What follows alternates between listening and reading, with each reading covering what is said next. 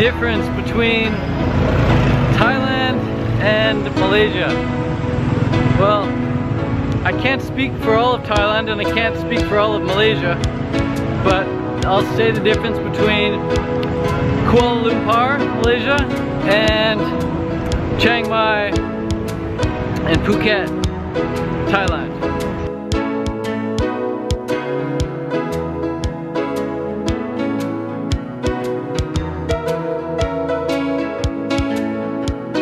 There's a lot of nice durian here.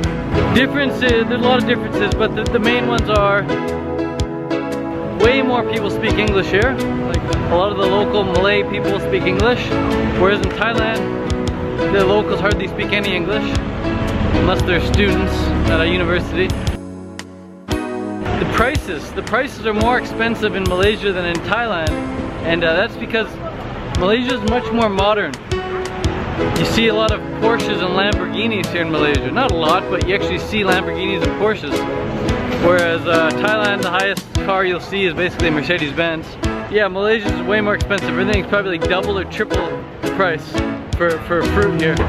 Still cheaper than back home. Still cheaper than back home in America, Canada. The difference between the durians here and in Chiang Mai, Thailand is the durians here, there's way more variety. They got D24, D99, D101s, and they got Musang King durian, whereas in Thailand they only got basically one type of durian.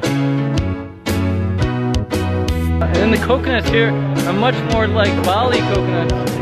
They're not very sweet, but they're so much bigger and they got way more water in them, and the meat is a lot thinner. And hello, the meat is a lot thinner here, whereas in Thailand the water is much sweeter water, but the meat is also a bit thicker in Thailand. So thinner meat and less sweet water, but still good, very refreshing. I think higher in sodium here. As far as religion goes, 60% of the people in Malaysia are Muslims. So unlike in Thailand where you can run around without your shirt on, here you have to have your shirt on at all times because they give you really dirty looks if you don't have your shirt on. So typically in Thailand I don't wear a shirt like anywhere, but here you kind of have to if you're supposed to get some gnarly looks. And then taxis. Taxis. It's like the main source of transportation here. In the streets with the taxis in Thailand, you can get them to drop you off somewhere and say, hey, come back in 2 hours and pick me up. And they'll do that, no problem. But here, the taxis, if you want them to come back for you, they won't do it. And if you want them to wait for you, you have to pay them a deposit and they charge you the whole time they're waiting. So in Thailand, they don't charge you for the time they're waiting. You know, they can drop you off at the market and wait there for an hour and then take you back home, and they won't charge you for that.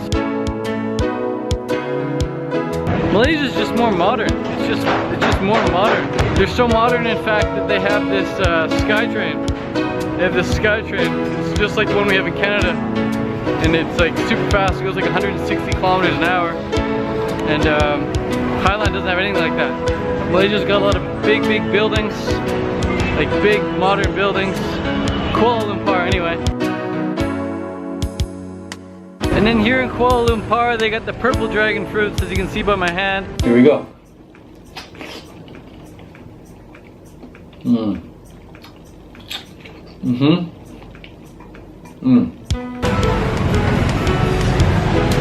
Whereas in Thailand, they have the white dragon fruits. You can get the purple ones in Thailand, it's just a bit more expensive. But anyways, guys, I'm gonna sit down and have my durian dinner now.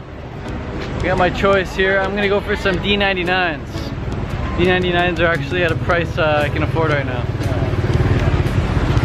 They have some durians here that are almost $25 a kilo. $25 a kilo. Can you guess which one? That's right, the Musang King. Apparently the best durian on the planet.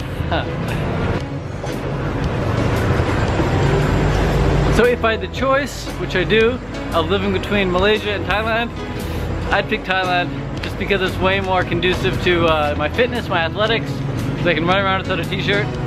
and fruitarianism. It's just way cheaper. I can get my money can go 3 times as far in Thailand.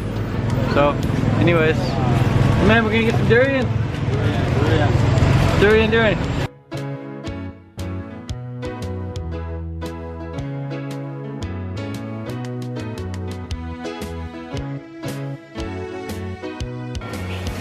Dragon fruit.